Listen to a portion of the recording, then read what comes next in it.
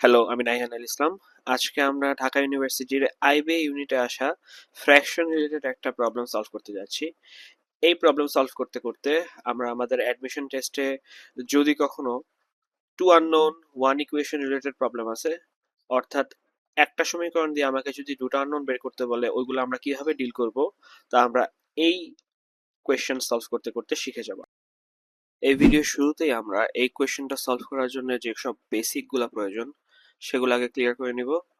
যদি কারো বেসিক গুলা ক্লিয়ার থাকে তাহলে আপনারা ডিরেক্টলি সলভিং সেকশনে জাম্প করতে পারেন। যদি আমি কোশ্চেনটা প্রথমে একবার পড়ি, the difference between a proper fraction and its reciprocal is 9/20, find the sum of the fraction and its reciprocal. কোশ্চেনটা সলভ করার আগে প্রথমে আমাকে বুঝতে হবে প্রপার ফ্র্যাকশনস কাকে বলে। ফ্র্যাকশনস বা ভগ্নাংশ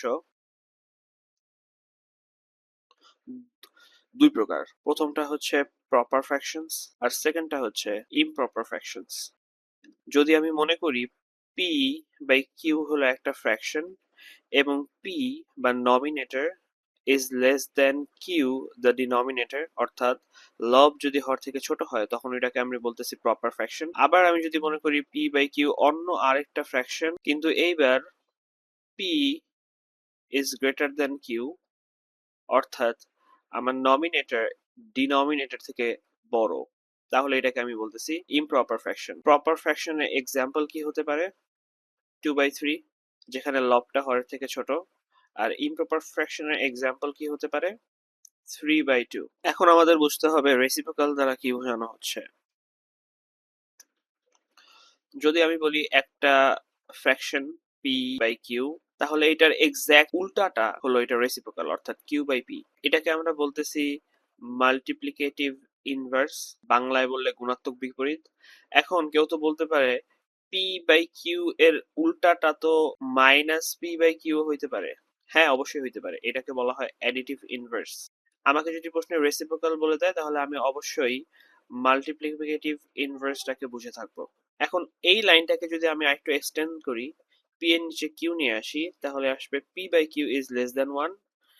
ইন দ্য সেম ওয়ে যদি আমি এই লাইনটাকে একটু এক্সটেন্ড করি তাহলে পি বাই কিউ আসতেছে গ্রেটার দেন ওয়ান, অর্থাৎ প্রপার ফ্র্যাকশনের রেশিও একের থেকে ছোট হয় অ্যান্ড ইমপ্রপার ফ্র্যাকশনের রেশিও একের থেকে বড় হয়।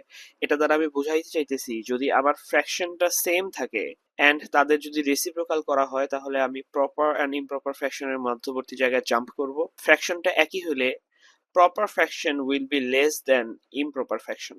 এখন আমরা মোটামুটি এই কোশ্চেনটা সলভ করার জন্য ready.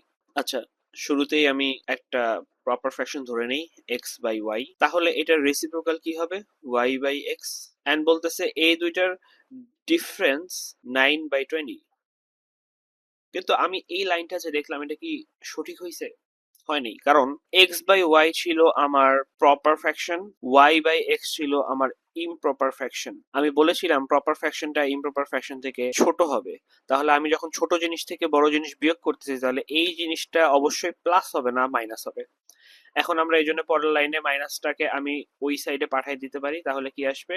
Y by X minus X by Y equals to 9/20। যদি আমরা এটাকে এলসিএম নেই বা লসাগু করি, এক্স ওয়াই আসবে, উপরে আসবে Y square minus X square equals to 9/20।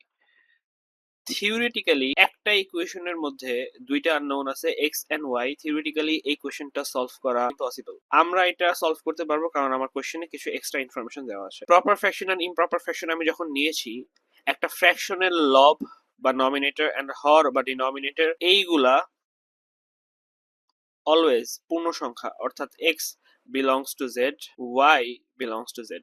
অর্থাৎ এক্স আর ওয়াই কখনো ফ্র্যাকশনাল নাম্বার হবে না, বাট তাদের রেশিও ফ্র্যাকশনাল নাম্বার। তাহলে এই লাইন থেকে আমরা কি বলতে পারি? এই হর দুইটা ইকুয়াল হবে, এই লব দুইটা ইকুয়াল হবে, তাহলে এক্স ওয়াই সমান সমান 20 and Y square minus X square. এখন দুইটা সংখ্যার গুণফল 20। এমন অসংখ্য সংখ্যা আছে যাদের গুণফল 20, কিন্তু এরকম অসংখ্য পূর্ণ সংখ্যা নাই যাদের গুণফল 20। কিন্তু আমার এক্স আর ওয়াই যেহেতু পূর্ণ সংখ্যা, তাহলে এই কেসটাকে আমরা একটু ছোট করে আনতে পারবো, অর্থাৎ আমি দেখতে পারবো কোনগুলো সংখ্যা গুণ করলে 20 হয়। 1 ইন্টু 20, এখানে তাহলে এক্স হলো 1, ওয়াই হলো 20, এই দুইটা গুণ করলে 20 আসে। আবার 2 2 গুণন 10, এটাও 20। 3 দিলে হয় না, 4 গুণন 5, এটাও 20।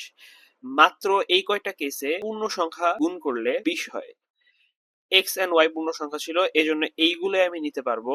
এর বাইরে আমি এক্স এর কোনো ভ্যালু নিতে পারবো না, কারণ তাহলে এগুলো ফ্র্যাকশনাল নাম্বার হয়ে যাবে। তাহলে এই লাইনটাকে যদি আমি এখন এক্সটেন্ড করি, Y plus X Y minus X equals to 9, এটা আমার মিলানো লাগবে। তাহলে আমি যদি এক্স নেই 1, ওয়াই নেই 20, তাহলে এক্স প্লাস ওয়াই আসবে 21, ওয়াই মাইনাস এক্স আসবে 19। এই দুইটা গুণ করলে কখনোই 9 এর সমান হবে না। যদি আমি 2 আর 10 নেই, তাহলে এক্স প্লাস ওয়াই আসবে 12, ওয়াই মাইনাস এক্স আসবে 8। এই দুইটার গুণফল কখনো 9 আসবে না। কিন্তু যদি আমি 4 এন্ড 5 নেই, তাহলে যোগফল আসবে 9 এন্ড বিয়োগফল আসবে 1। এই দুইটার গুণফল 9 আসতেছে। তাহলে আমি কি বুঝলাম?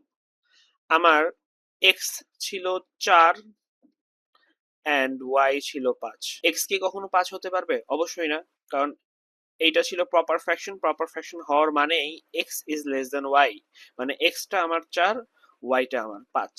এতটুকু যেহেতু আমরা বের করে ফেলেছি, তাহলে আমি এখন 5/4 মাইনাস 4/5, অর্থাৎ আমার মেইন ইকুয়েশন যেটা ছিল y by X minus X by Y, এটা সমান সমান আসতেছে 9/20। এখানে মানটা বসাই দিলে পেয়ে যাচ্ছি।